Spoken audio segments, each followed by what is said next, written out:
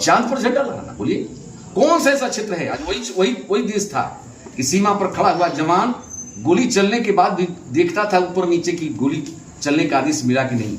आज वही देश है, मोदी का नेतृत्व है, मोदी जी का नेतृत्व कि मेरी सेना जहां चाहे, जब चाहे, जैसे चाहे आक्रमण करके अपने भारत के स्वाभिमान की रक्षा कर सकती है। इतना बड़ा निर्णय कोई दिया? इसके पहले था नहीं क्या? नहीं था। हमारा लोग मारे जाते थे।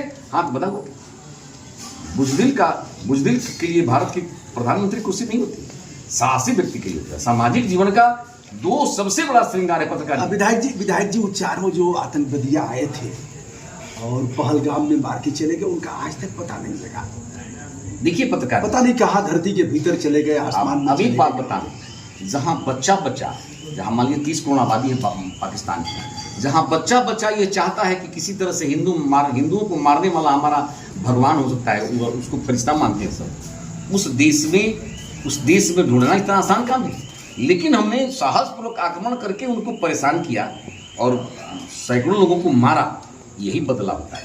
वही केवल मारने वाला ही मिल जाए ये कोई जरूरी नहीं है। अच्छा, आज नहीं कल मिलेंगे ही। देखिए आज भारत वो भारत नहीं कि पाकिस्तान आक्रमण करेगा, चाइना आक्रमण करेगा तो कबूतर हम उड़ाएंगे।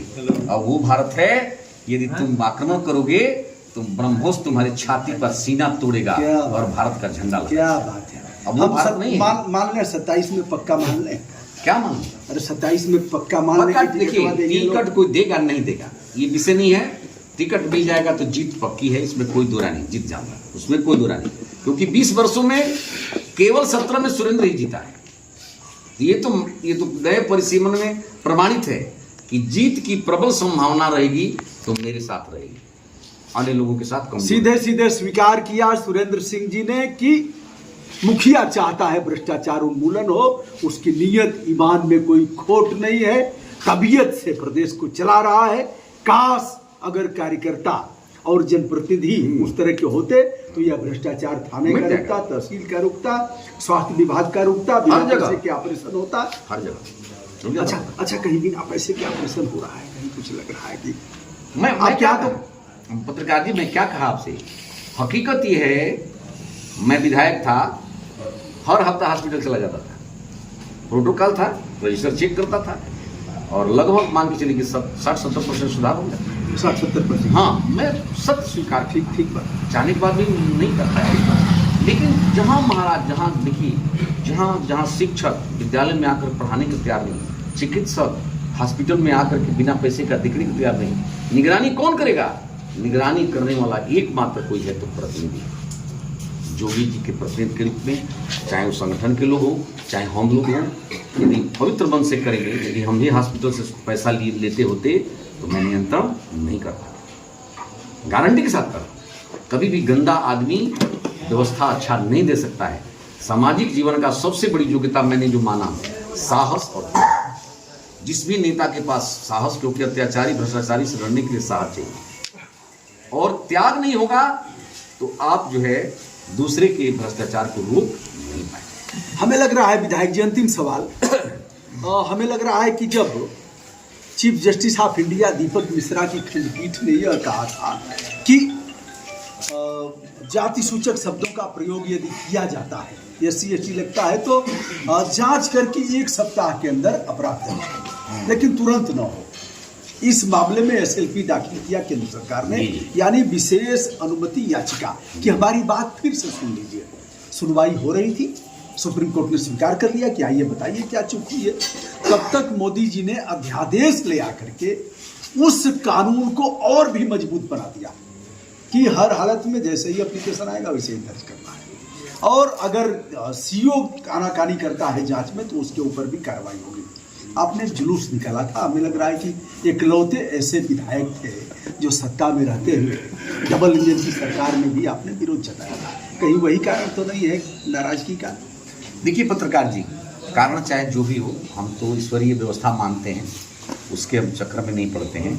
मैं फिर आपसे दोहरा रहा हूँ कि राजनीति न मेरा पेशा है, न राजनीति मेरा कोई वो व्यापार है, शुद्ध रूप से मेरा एक संस्कार। उसको किस दृष्टि से देखते हैं जो उसको अध्यादेश ले आए? अध्यादेश ले, मैं उसको बहुत उचित नहीं मानता,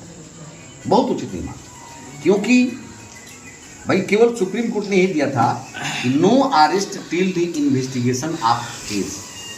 तो किसी भी व्यक्ति को, इंसान को जांच होने तक उसको दोषी नहीं माना जा सकता। इसलिए मैं आज भी कह रहा हूँ कि जांच होने तक निश्चित रूप से जो है उसको छूट मिलनी चाहिए। और मैं अपनी भावना पर निश्चित रूप से आज भी मैं कह सकता हूँ कि स्थिर हूँ।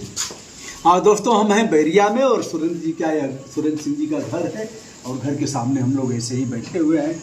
इनका कक्ष भी हमने देखा, एक सामान्य सा पंखा लगा करके एक छोटा सा तखत है, वहीं सोते हैं और फक्कड़ जीवन जीने वाले ऐसे जनप्रतिनिधि रहे हैं। आज आपने समय दिया, अच्छा लगा, हमारी शुभकामनाएं। चलिए, बहुत बहुत धन्यवाद पत्रकार जी, आपने हमारे यहाँ आकर के दर्शन दिया, इसके लिए आपको सादर प्रणाम। और कुछ भले मत दीजिएगा, दुआ देते रहिएगा, आशीर्वाद देते रहिएगा, मेरा संस्कार गड़बड़ न हो और मेरा विचार गड़बड़ हो।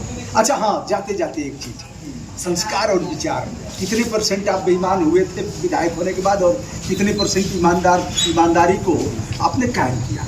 ऐसा है पत्रकार जी, मैं तो अनुभव यही कहा कि राजनीति में रह करके 100% ईमानदार बनना संभव नहीं। चाहते थे कि हम रहें? बिल्कुल चाह रहा था, लेकिन चुनाव के लिए चंदा लेना पड़ा। अच्छा, निश्चित रूप से चुनाव के लिए चंदा तो क्या मतलब जैसे 302 वालों से और बलात्कार कभी संभव नहीं।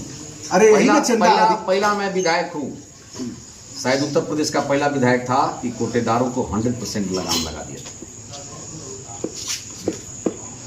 मुझे ईश्वर का भरोसा रखा। और कोटेदारों के साथ जो अन्याय होता है, जैसे DSO और जिला पूर्ति और आपूर्ति के निरीक्षक हैं, उस पर क्या लगा? उस पर भी मैं नियंत्रण कर दिया था। अब तो नहीं हो तो क्या करूं, उनको भी नियंत्रण कर दिया था, उनको भी ये किया था। लेकिन पहला ऐसा विधायक था कि जितने भी जगलर कोटेदार थे उसको सस्पेंड कराया था। विक्रम सिंह जैसे महारथी के गांव में भी जहाँ लोग राशन कार्ड नहीं देखे तो वहाँ राशन बंटवाया था। इसलिए कि भगवान साक्षी है, मैं कभी भी किसी कोटेदार से कप चाय पीने की इच्छा नहीं रखता।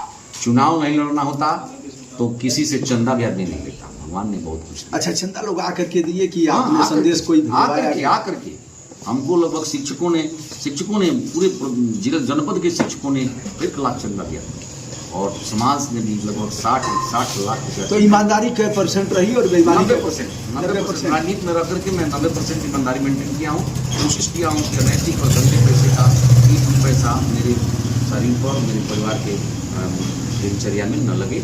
चुनाव के लिए जो भी चंदा लिया था, चाहे वो ठेकेदार दे दिए हों, चाहे वो समाज के लोग दे दिए हों, शिक्षक दे दिए हों, चुनाव का चंदा जरूर लिया हूँ, इसमें कोई दो राय नहीं। और उसके बिना खेत तो बेचकर आदमी राजनीति करेगा नहीं। चलिए, कम से कम गाय की कंपनियों वाला चंदवा आप नहीं लिए। नहीं, कभी समूह यही अच्छा हो। हॉस्पिटल से नहीं, कभी चिकित्सक से नहीं, कभी ब्लॉक से नहीं, कभी पुलिस वालों से नहीं, कभी किसी से कुछ, किसी बलात्कारी और किसी अत्याचारी, चोर, घटिया का खुला विरोध करता हूँ। अक्सर पहला बन मुझको तो जीवन में यही अत्याचारियों से, भ्रष्टाचारियों से, व्यभिचारियों से, दुराचारियों से, भ्रष्ट कर्मचारियों से, भ्रष्ट अधिकारियों से, गुंडों से लड़ते हुए 65 वर्ष बिता लिया। और परमात्मा से एक ही मेरी इच्छा रह गई है शेष कि परमात्मा जिस दिन मेरी 27 शब्द नहीं, हमारे लिए छोटा चीज 27 जो लोग नजदीक से नहीं जानते।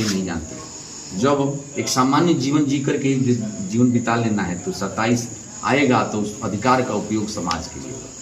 आपको जानकर खुशी होगी कि मैं अपने विधायकी जीवन के अधिकार का उपयोग अपने निजी काम में भी एक दिन में नहीं लगाया।